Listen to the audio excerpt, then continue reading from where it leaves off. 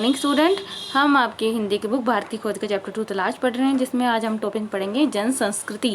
जन का मतलब जनता, यहाँ के लोग होते हैं। संस्कृति, यहाँ की पुरानी संस्कृति कैसी है, यहाँ के लोग कैसे थे, उनके बीच में क्या सजीव था जो भूतकाल का था।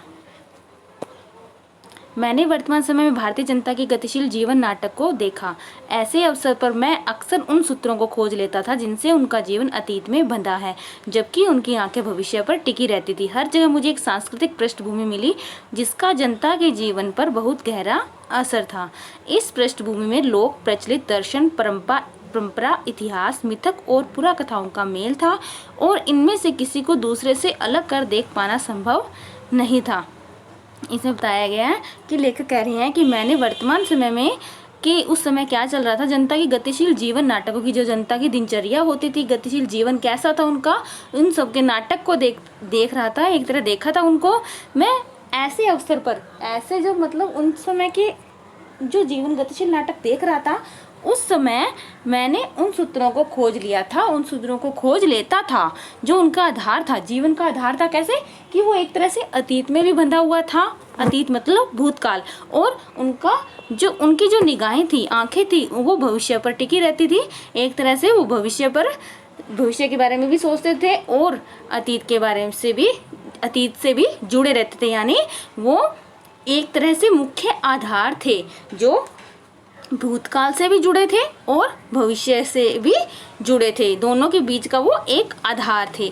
हर जगह मुझे एक सांस्कृतिक पृष्ठभूमि होती है कि लोगों के बीच में एक तरह की गतिविधियां होती है जो उनके जीवन का एक तरह से आधार होता है। पृष्ठभूमि यानी बैकग्राउंड कैसा था उनका, वो जो भी सांस्कृतिक उनकी जो दिनचर्या होती थी, वो एक पृष्ठभूमि थी, वो उनका जीवन का गहरा असर था उनके जीवन पे, वो उससे ज़्यादा जुड़े थे, जो कि भूतकाल की बातें थी सारी। ये सांस्कृतिक जो गतिविधियां थी उनकी, इस पृष्ठभूमि में क्या था उनके बैकग्राउंड में, लोक प्रचलित दर्शन, लोगों के बीच प्रचलित क्या दर्शन था, परंपरा, उनकी जो परंपराएं थी जो पूर्वजों से चलती आ रही थी, उनका जो इतिहास था, मिथक यानी कुछ ऐसी बातें जो ऐसे लगती थी कि जो सत्य है या झूठ है, और पुरा कथाओं का मेल था, जो पुरानी कथाएं थी उन सबका एक मेल था। उनका सांस्कृतिक आधार पृष्ठभूमि ऐसी थी, और इनमें से किसी को दूसरे से अलग करके देख पाना संभव नहीं था। यानी वो सब एक दूसरे से जुड़े हुए थे। पूरी तरह अशिक्षित और निरक्षित लोग भी इस पृष्ठभूमि में हिस्सेदार थे।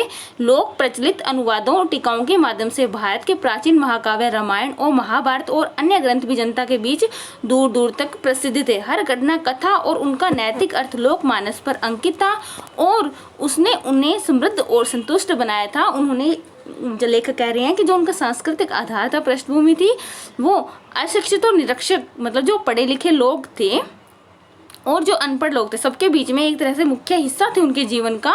और उनके बीच में जो प्राचीन महाकाव्य हमारे रामायण, महाभारत और मुख्य ग्रंथ, बड़े बड़े ग्रंथ, वो सभी जनता के बीच में दूर दूर तक प्रसिद्ध थे, यानी लोग उन्हें जानते थे। ये जो घटना थी, कथा, और उनका नैतिक अर्थ था, वो लोक मानस में, यानी जो लोग थे उनके मन में एक तरह से अंकित था, उन्हें याद था, उन्हें बताने की कुछ जरूरत नहीं थी, वो इतना इसके बारे में ज़्यादा जानते थे, और उसने उन्हें समृद्ध और संतुष्ट बनाया था। और इन्हीं लोग ने उन्हें, उन ग्रंथों को समृद्ध और संतुष्ट बनाया था। अनपढ़ ग्रामीण को सैकड़ों पद याद थे, और अपनी बातचीत के दौरान वे बराबर या तो उन्हें उद्धृत करते थे या फिर किसी प्राचीन रचना में सुरक्षित किसी ऐसी कहानी का उल्लेख करते थे जिससे कोई नैतिक उपदेश निकलता हो। यानी उनके सब जीवन से जुड़े थे, उन्हें अच्छे से याद थे वो चीज़।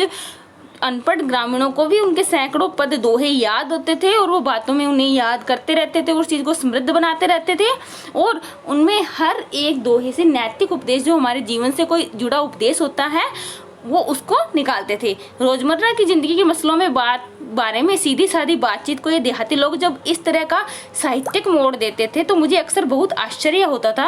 यदि मेरे मन में लिखित इतिहास और लगभग सुनिश्चित तथ्यों से निर्मित तस्वीरों का भंडार था, तो मैंने महसूस किया कि अनपढ़ किसान के मन में भी उसका अपना तस्वीरों का भंडार है। यानी जब वो लेखक कह रहे हैं भारत की खोज की तलाश कर रहे थे, तो उनके बीच में काफ़ी भारत के चित्र, इतिहास से संबंधित काफ़ी उनके मन में अंकित थे। ऐसी काफ़ी ज़्यादा तस्वीरें का भंडार, यानी काफ़ी ज़्यादा तस्वीरें उनके मानस पटल पर अंकित थी, उनके मन में थी, उनके सामने चित्र हजारों थे। उसी प्रकार जो अनपढ़ किसान थे, उनके मन में भी अपनी तस्वीरों को, यानी जो ये सांस्कृतिक उनकी जो गतिविधियाँ, तथ्य थे, गतिविधियाँ थी, और वो एक तरह से इन नैतिक तथ्यों को अपने जीवन में उतार रहे थे, तो इस तरह से जुड़ी उनके मन में भी हजारों तस्वीरें थी। यह बात अलग है कि उनका स्रोत पुरा कथाएं एवं परंपरा और महाकाव्य के नायक नायिका ही अधिक थे और इतिहास बहुत कम, इस पर भी वह बहुत स्पष्ट होता था। मैं उनके चेहरे, उनके आकार, उनकी चाल ढाल को ध्यान से देखता। उनके बीच बहुत से संवेदनशील चेहरे, बलिष्ठ देह और सीधे साफ अवयव वाले पुरुष दिखाई देते थे। लेखक ने कहा है कि उनका स्रोत था पुरा कथाएं, प्राचीन पूरी कथाएं, परंपराएं और महाकाव्य के जो नायक नायिका होते थे इन ग्रंथों के, महाभारत के, रामायण के, ये ही इनके बारे में ज़्यादा जानते थे। और इतिहास, जो हमारा इतिहास है उसके बारे में इनको बहुत कम नॉलेज